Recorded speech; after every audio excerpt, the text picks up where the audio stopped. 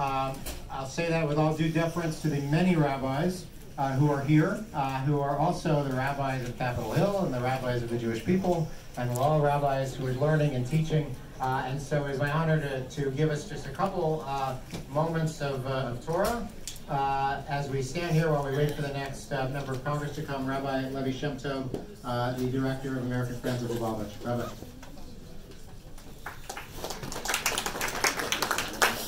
Thank you, William. I don't know the list, but I definitely saw my friend Rabbi Tesner on the way in, and my good friend Rabbi David Saperstein, who's here, who, I want to tell you something. They call me the Rabbi of Capitol Hill, but you can't ignore this powerhouse right here. And I don't know who else might be in the room that should be recognized, so you'll please forgive me. I'm not calling you an Erev Yom Kippur, I'm asking you right now. I think it's very interesting that, as the Lubavitch Rebbe said, he quoted the founder of Chabad, Rabbi Zalman of Liadi, who said, you have to live with the times.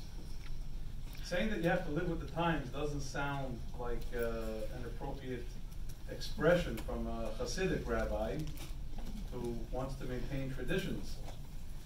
But what he meant was that whatever we do in our lives, we have to live with what's being read in the Torah at that particular time.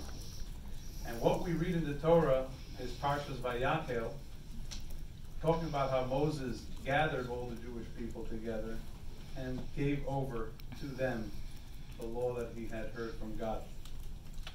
And Vayakhel and Pekudei, the two portions in the Torah that follow, Pekudei follows Vayakhel at the end of the second book of Exodus, have two seemingly opposite themes. One's talking about the whole community. The second is Pekudei means little details. Details of how the tabernacle was built and established. And one interpretation I always heard was that if you want to really have the Vayakhel, you have to have the Pekudei. And the Pekudei cannot forget about the Vayakhel. For those who may not understand what those Hebrew words mean, is you have the macro and the micro. And you need to have each in order for the other to survive and thrive. A person cannot be on their own. Remember what Elie Wiesel said, great Nobel laureate of blessed memory, noted survivor of the Holocaust, man of faith, showed the triumph of the Jewish people in the past generations.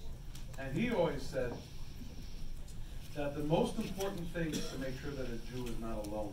That's probably the most important Jewish mission. And when you look at the Ten Commandments we just received and read about a few weeks ago in the reading of the Torah, I think that we see two tablets. One that has laws between man and God, and the other that has laws between man and their fellow human being. And what we have to understand is the two mirror each other. You can't be a great person for other people and forget about God. And you can't be a great servant of God and forget about other people. So if there's something we learn from what we're reading in the Torah these weeks, I think it's very, very appropriate for what's happening here today. We're a huge Jewish community of millions of people. Some people have certain challenges in their lives that God gave them, which makes them seem different. But I'm going to quote again Lubavitch Rebbe when he was asked to meet with a group of wounded war veterans. They were called handicapped war veterans. And the Rebbe said, why handicapped? Why not extraordinary? And he changed the name of the program to Mitsuyanim, which means special. Now, I also think that the whole special needs thing pays too much attention. Why not everybody together? Why not inclusion is a much better word? Something that underscores how this micro, this individual, is an integral part of the macro. And that we, the macro, the Jewish community, and you do see support for this across the Jewish community. Wingtip to wingtip. Everybody is involved and everybody is supportive. This is one of those rare things we all agree on.